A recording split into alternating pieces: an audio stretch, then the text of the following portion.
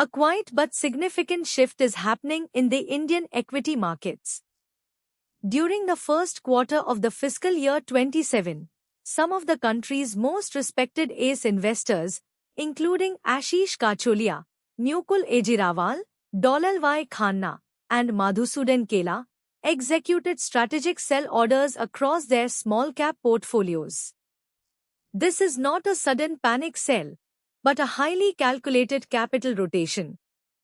Think of capital rotation like a professional sports coach benching star players who are tired to bring in fresh, undervalued talent.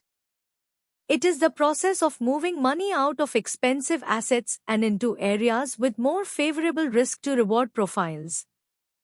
For retail investors, watching these legends trim their holdings raises an immediate question. Is this the end of the small-cap bull run, or is it a natural market cycle? Understanding the mechanics behind these moves is crucial for anyone trying to protect and grow their wealth in this volatile environment.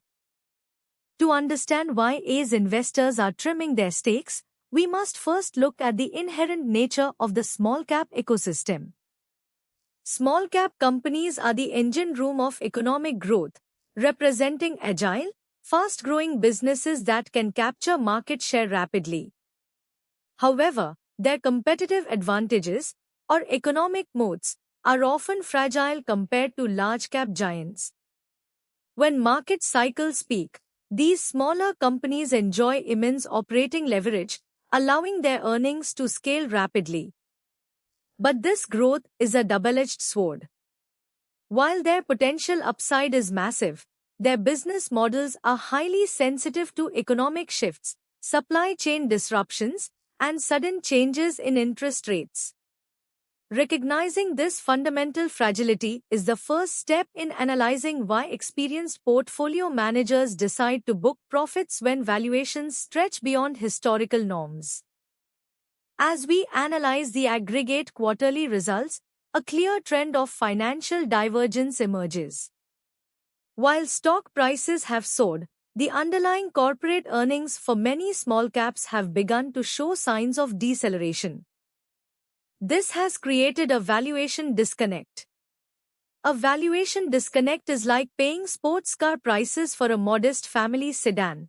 The price you pay no longer reflects the actual utility or performance of what you are buying. Operating margins across several small-cap sectors are facing pressure from rising input costs and increased competitive intensity. When a company's stock price rises twice as fast as its actual net profit, the risk profile increases exponentially. Elite investors track this divergence closely. When they see valuations trading at extreme premiums relative to historical averages, booking profits is simply rational risk management. Corporate management teams and company promoters are also responding to these changing dynamics. In recent months, we have observed a rise in promoter selling and secondary market placements. From an institutional perspective, when corporate insiders sell their own shares, it often indicates that they believe the current market price fully reflects, or even exceeds, the medium-term growth prospects of the business. Additionally, many management teams are expressing caution in their corporate guidance, pointing to capital allocation challenges. When equity valuations are high, companies can raise capital easily, but deploying that capital into projects that generate high returns on investment becomes increasingly difficult. This strategic caution from promoters serves as a clear signal to institutional investors that it may be time to trim exposure and build cash reserves. To fully comprehend this market environment, we must analyze the broader industry and macroeconomic context. The small-cap rally of recent years has been largely fueled by unprecedented systemic liquidity. Systemic liquidity acts like a high-pressure water hose filling a small bucket. If the water flows too fast, it spills over and creates a flood. In the stock market, massive retail inflows through systematic investment plans have forced mutual funds to continuously buy small and mid-cap stocks, driving prices higher regardless of underlying value. However, macro conditions are shifting. With global interest rates remaining elevated and domestic central banks closely monitoring inflation, the era of easy, cheap money is tightening. As this liquidity tide begins to recede, assets that were inflated purely by cash flows, rather than fundamental strength, are the most vulnerable to sharp corrections. One of the most critical structural risks in the small cap segment today is the potential for a liquidity mismatch. A liquidity mismatch is like a crowded movie theater with only one tiny exit door. If a fire breaks out, everyone rushes for the exit at once, but only a few can escape quickly. In the financial markets, small-cap stocks have low daily trading volumes. During a market downturn, if institutional mutual funds face sudden redemptions from panicked retail investors, they are forced to sell these illiquid small-cap holdings. Because there are very few buyers at the bottom, stock prices can crash rapidly on low volume. Regulatory authorities have recently introduced mandatory stress tests for mutual funds to address this exact vulnerability, underscoring the systemic risk that high valuations and low asset liquidity pose to the retail investor. Beyond liquidity, small-cap companies are facing direct operational headwinds that are leading to margin compression. Margin compression occurs when a business faces rising costs for raw materials, wages, or logistics, but cannot raise its own selling prices because consumers will stop buying. It is similar to your household grocery bill rising rapidly while your salary remains completely flat, leaving you with less money at the end of the month. Unlike large conglomerate companies that have massive bargaining power with suppliers, smaller companies have limited scale.